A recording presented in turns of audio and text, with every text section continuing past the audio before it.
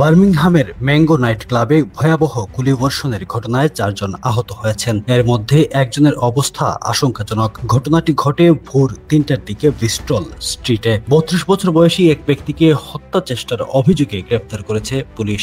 এছাড়া M6 মহাসড়ক থেকে আরো 3 নারীকে আটক করা হয়েছে। তাদের বিরুদ্ধে সহিংসতার অভিযোগ আনা হয়েছে। গুলির ঘটনার পর ব্রিস্টল স্ট্রিটের একটি বড় অংশ ঘিরে রেখেছিল পুলিশ এবং এই সড়কটিও অনেকক্ষণ বন্ধ রাখা হয়েছিল।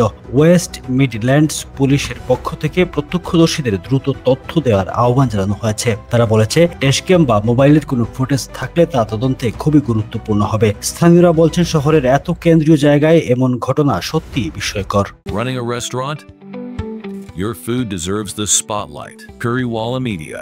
Let's make your food famous.